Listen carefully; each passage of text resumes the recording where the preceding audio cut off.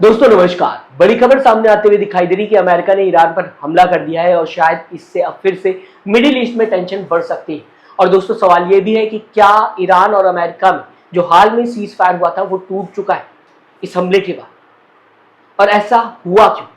ये बहुत बड़ा सवाल है। और अगर ऐसा हुआ है तो ये कहीं से भी दोस्तों सही नहीं, क्योंकि बहुत ही ज्यादा मुश्किलों के बाद, मेहनत के बाद ये डील होते हुए ईरान और अमेरिका में दिखाई दे रही थी, जो अब टूटते हुए भी दिखाई दे रही।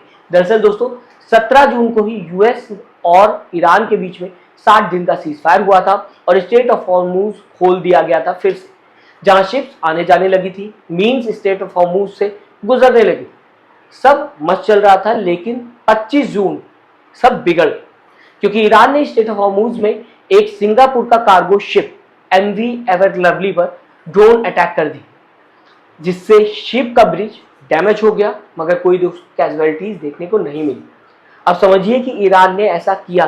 दोस्तों सीज फायर के बाद यूएन और ओमान ने एक नया शिपिंग रूट बना दिया था और ओमान कोस्टल के ये पास था, जो बिना ईरान को बताए बनाया गया।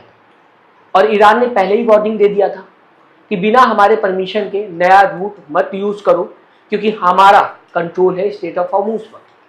फिर भी जब शिप्स उस रूट से गुजरी, तब जाकर आईआरजीसी यानी कि ईरानी आर्मी ने ड्रोन से हमला करना शिप पर शुरू कर दिया। तो यह है पूरा मामला। तो इस वजह से ईरान ने हमला किया। दोस्तों इन सब में छोटी सी इंफॉर्मेशन आपको ये भी दे देता हूं कि ईरान ने इस रूट को अनऑथोराइज्ड और डेंजरस बोला था। मतलब इस अटैक से ईरान ने ये मैसेज दे दिया है कि स्टेट ऑफ हॉर्मुज हमारा है और इस पर हमारे रूल चलेंगे, ना कि यूएस ना कि यूएन के रूल चलेंगे। सीधा सीधा ईरान का कहना है कि स्टेट ऑफ हॉर्मुज पर हमारा हक है, इसीलिए हम रूल बनाएंगे। दूसरी तरफ दोस्तों अमेरिका ने बोला है कि ये फ्रीडम ऑफ नेविगेशन है, जिसको कोई रोक नहीं सकता। इसीलिए अमेरिका ने तुरंत रिएक्ट किया, जहां 26 जून को यूएस ने ईरान के मिसाइल और ड्रोन के गोडाउन और साथ ही साथ कोस्टल रडार्स पर स्ट्राइक किए, हमले किए। जिसके बाद ट्रंप ने बोला कि ईरान ने फूलिश वॉल्यूशन किया, इसीलिए हमने जवाब दिया। ईरान ने भी दोस्तों क्लेम किया कि उसने यूएस के मिलिट्री टारगेट्स को टारगेट किया है और बोला है कि अमेरिका पछताए। दोस्तों मतलब कहा जा सकता है कि अब ये सीज फायर का पहला बड़ा टेस्ट देखने को मिल रहा है कि ईरान बोल रहा है यूएस ने वॉल्यूशन किया और यूएस बोलता हुआ दिखाई दे रहा है कि ईरान ने किया। साफ है कि दोनों तरफ ब्लेम गेम जो है वो खेला जा रहा है, या फिर ये देखने को मिल रहा है।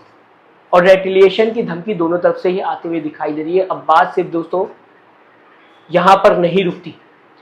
अभी तो सीज फायर ब्रेक में लेबनान की कहानी बाकी है, यानी कि ये जो सीज फायर ब्रेक हो सकता है उसमें लेबनान की कहानी अभी बाकी है। दोस्तों लेबनान साइड की अगर बात की जाए तो यहां पर लगातार खेल चलता हुआ दिखाई दे रहा है, जहां हिजबुल्लाह के लीडर नईम कसीम ने कहा है कि इजराइल को पूरे लेबनान से निकालना पड़ेगा, वरना सीज फायर नहीं मानेंगे। क्योंकि इजराइल अभी भी साउथ लेबनान में है, वहां भी टेंशन फुल ऑन देखने को मिल रही दोस्तों। और हम सबको पता है दोस्तों इजराइल वो किसी की भी नहीं सुनता, फिर चाहे सामने अमेरिका ही क्यों ना हो। मैंने आपको पहले भी बताया था कि इजराइल कंटिन्यू लेबनान में अटैक कर रहा है, जिसमें कई लोगों की जान जा चुकी है, हजारों लोगों की जान चुकी है और कई हजार लोग बेघर हो चुके हैं। मगर इजराइल तो इजराइल है, रुकने का नाम नहीं ले रहा। तो टेंशन सिर्फ स्टेट ऑफ हॉर्मुज में नहीं है, बल्कि लेबनान में भी देखने को मिल रही है, जो इजराइल का जो सीज फायर का बहुत बड़ा हिस्सा है।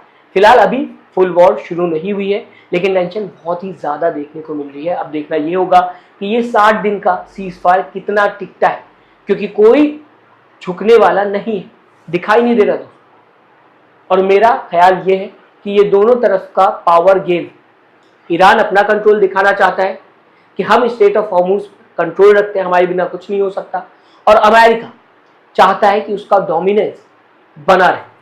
अब क्या होगा आगे, अगला 1-2 हफ्ता बहुत ही ज्यादा इंपॉर्टेंट है, क्योंकि अगर 1-2 और अटैक हुए तो ये पूरा सीज फायर जो है वो टूट सकता है। आप क्या सोचते हैं दोस्तों? मैं चाहूंगा अपनी राय कमेंट बॉक्स में जरूर दीजिएगा। साथ ही साथ चैनल को सब्सक्राइब और वीडियो को लाइक करना मत भूलिएगा दोस्तों। अपना ख्याल रखिएगा। नमस्कार।